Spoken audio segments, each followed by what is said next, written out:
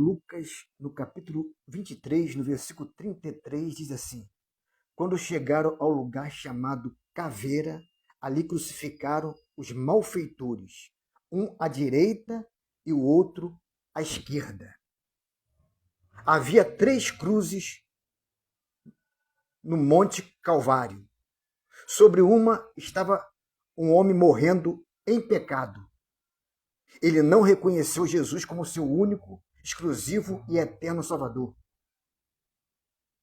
No outro lado, na cruz direita, estava morrendo um homem para o pecado. Ele reconheceu Jesus como seu único, exclusivo e eterno Salvador. E na cruz do meio estava morrendo um homem pelos pecados. Não só pelos pecados daqueles 2 ladrões, mas pelo pecado da humanidade inteira. Aleluia! Sendo justo e santo e filho de Deus, Jesus podia morrer pelos pecados de toda a humanidade. Aleluia! A cruz do meio fez toda a diferença. Tudo que está na Bíblia tem um significado. Jesus foi crucificado no meio de 2 ladrões. Por que os soldados não colocaram um ladrão na cruz do meio? Por que Jesus não estava na cruz da esquerda ou na cruz da direita? Jesus estava na cruz do meio. Porque Jesus é o único mediador entre Deus e o homem. 1 Timóteo capítulo 2, versículo 5. Só há um Deus e um mediador entre Deus e o homem. Jesus Cristo, homem. Aleluia. Os 2 tiveram a mesma oportunidade.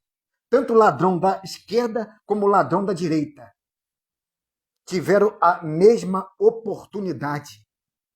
O ladrão da esquerda desprezou Jesus. Começou a blasfemar de Jesus. Olha o que diz aqui no livro de Lucas, capítulo 23, versículo 39. Um dos malfeitores que estava pendurado blasfemava dele, dizendo: Se tu és o Cristo, salva-te a ti mesmo e a nós. Respondendo, porém, o outro repreendia, dizendo: Tu nem ainda temes a Deus, estando na mesma condenação que ele? Nós, na verdade, com justiça, porque recebemos o que o nosso feito merecia. Mas este aí, esse que está na cruz do meio, nenhum mal fez. E disse a Jesus, olha o que o ladrão, o ex-ladrão da direita disse. E disse a Jesus: Senhor, lembra-te de mim quando entrar no teu reino. E disse Jesus: Em verdade vos digo que hoje estará comigo no paraíso. Olha só, Jesus falou para aquele ladrão que se arrependeu ali nos últimos momentos da sua vida: hoje você vai estar comigo no paraíso. Isso significa que não existe purgatório. Se existisse purgatório, Jesus ia falar para aquele ladrão arrependido: olha, você fez mal para muita gente, você roubou a sua vida toda, você até matou, rapaz. Você não vai poder ir hoje comigo para o paraíso. Mas eu vou te dizer uma coisa: você vai para o purgatório, você vai ficar ali sofrendo alguns anos no purgatório, depois você vai para o paraíso. Jesus falou: hoje estará comigo no paraíso, porque não existe purgatório. Olha o que a Bíblia diz no livro de Gálatas, capítulo 2, no versículo 2, 21. Gálatas, capítulo 2, versículo 21. Não aniquilo a graça de Deus, porque se a justiça provém da lei, segue-se que Cristo morreu debalde. Essa palavra debalde quer dizer inutilmente. Se você quer ser justificado pelas suas boas obras, pela lei, você está dizendo o seguinte: a morte de Jesus na cruz do Calvário foi inútil.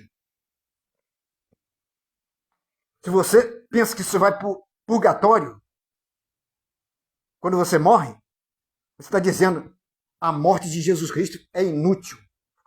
O sacrifício de Jesus foi inútil. O purgatório aniquila o sacrifício de Jesus. Olha o que a Bíblia diz no livro de Gálatas, capítulo 5, versículo 4. Separado está de Cristo, vós que justifica pela lei, da graça tende caído. Nós somos salvos exclusivamente pela graça de Jesus Cristo. Olha o que a Bíblia diz no livro de Efésios, capítulo 2, versículo 8. Porque pela graça sois salvo, por meio da fé. Isso não vem de vós, é dom de Deus, não vem de obras para que ninguém se glorie, porque somos feitura sua, criada em Cristo Jesus para as boas obras, o qual Deus preparou para que andássemos nela.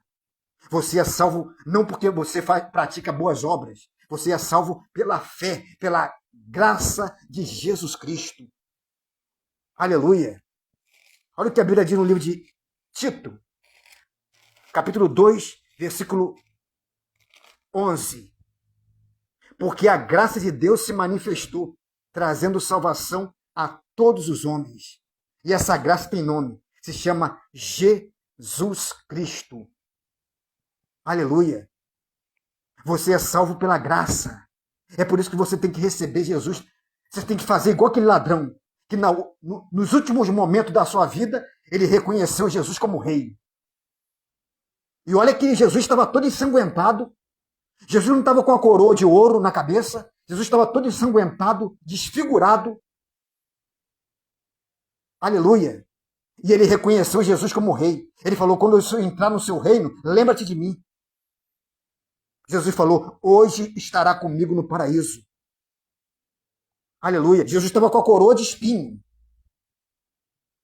Olha o que a Bíblia diz em Ezequiel, capítulo 18, do versículo 23. Olha o que Deus diz. Desejaria eu de qualquer maneira a morte do ímpio?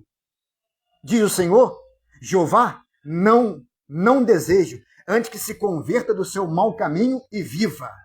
Ímpio quer dizer injusto e perverso. Deus não tem prazer na morte do injusto e do perverso. Deus quer salvar o mais perverso pecador. Porque a Bíblia diz que todos pecaram e separados estão da glória de Deus. Romanos capítulo 3, versículo 23. Todos pecaram.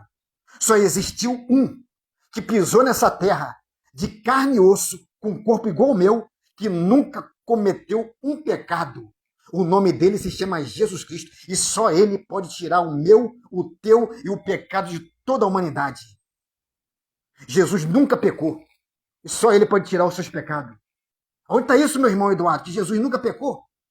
Abra a tua Bíblia no livro de João, capítulo 8, versículo 46. Olha o que diz. Olha o que Jesus falou diante de uma multidão.